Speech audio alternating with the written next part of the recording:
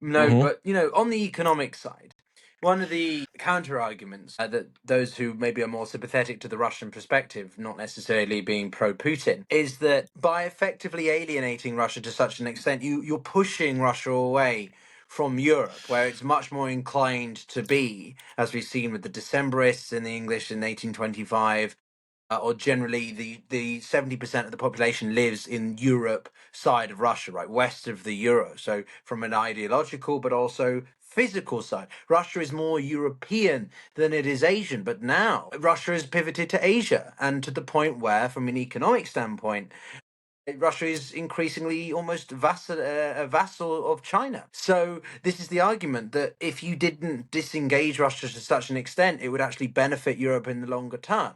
But the counter to that is, well, it can't because Putin's in power and therefore it's impossible. What do you feel about these sorts of cases? I think we could tell a very good story about things you could have done better in the 90s. There is no way of effectively appeasing Putin. I mean, Putin is engaged in a regime security-driven war.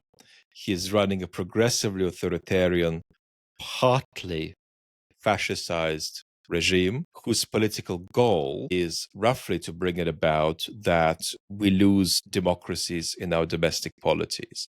Now, we just have to say no to that. We have to fight back. And we don't have a way of finding a middle ground whereby we meet some of Putin's interests and thereby sort of renormalize relations with him. Putin is irredeemably set on a very, very destructive path toward us.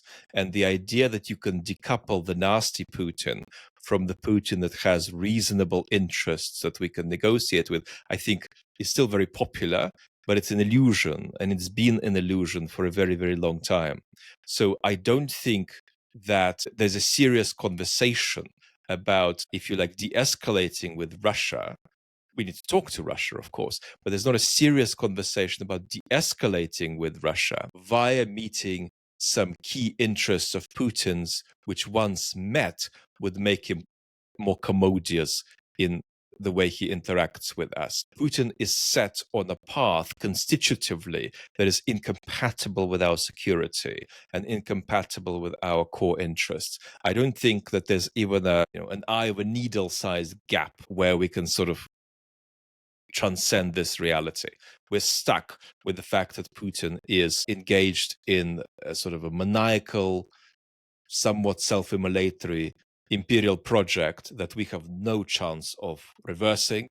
All we can do is ignore it or challenge it, let it defeat us, not by taking us over. Putin is not going to invade Germany, but defeat us in the sense of achieving its strategic aims by undermining our democracies, moving borders in Eastern Europe, or we can challenge it. Our capacity to challenge is very limited because we're in so much domestic democratic disarray, but there is absolutely no way to have a reasonable discussion with Putin, in my assessment, to settle this, with one exception. And that's if our democracies get populated by Orbán's, Trump's, and Le Pen's entirely, and then the kind of conflict we're having with Putin would indeed dissolve because he would have politically won. Enough countries want to of the West of the kind that he wants. But there is no constructive side to Putin that we will find, no matter how deeply we dig. I'm afraid I'm a corrosive and clear pessimist about that. No, well, no. It's the question wasn't so much about can we try to find a better version of Putin. It was more about just because Europe is so hawkish towards Russia, which now is inevitably, but retrospectively, that sort of Russia has now been pushed so far to the east that it's a mistake because Russia is more naturally a European orientated power and country. Fight against Russia in this indirect way that we're doing, some of the things we will do will, of course, be counterproductive. Let's take the example of sanctions. Sanctions have a beneficial role and a counterproductive role. The beneficial role is that in an enormously slow and frustrating way, they deplete Putin's medium-term capacity to prolong the war, which is why my position is in favor of progressive sanctions on Russia. At the same time, it's also true, and this is about keeping two things in mind, that of course sanctioning Russia in various ways consolidates domestic mobilization around Putin, or at least mobilization around the idea that you can reliably outsource political power to Putin. Sure. You could say that there are certain sanctions in particular that are especially counterproductive in this way, and we could question them. But broadly speaking, the fact that our sanctions are in some respects counterproductive gets outweighed by the fact that they're also productive in other ways. And then there's a very elementary point. What else are we supposed to do? We're doing what we can do. We have part of the reason the West has imposed the sanctions that it has imposed on Russia is that it's the thing that it can do against Russia. No matter what the mixed effectiveness and mixed outcomes of that might be.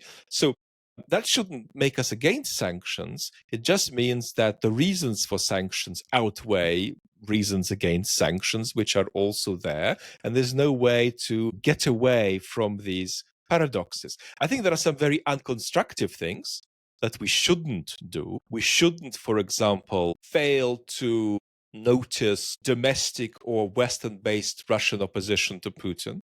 And if we find that opposition effective, we shouldn't hesitate to express a degree of support for them, which doesn't mean we want to marry them or make them our presidents or prime ministers. We don't have to like any of their politics, but there are actors who at the moment are weak and poorly organized, who are trying to challenge Putin. And when we think some of these are effective, we could express some support for them. And if instead we just dismiss them outright because, let's say, all Russians are bad to run an internet theme past us, well, that would be unconstructive. That would be a way of unnecessarily sort of doing something that converges Putin and the Russian population without getting any benefit in response, without getting any benefit as a result.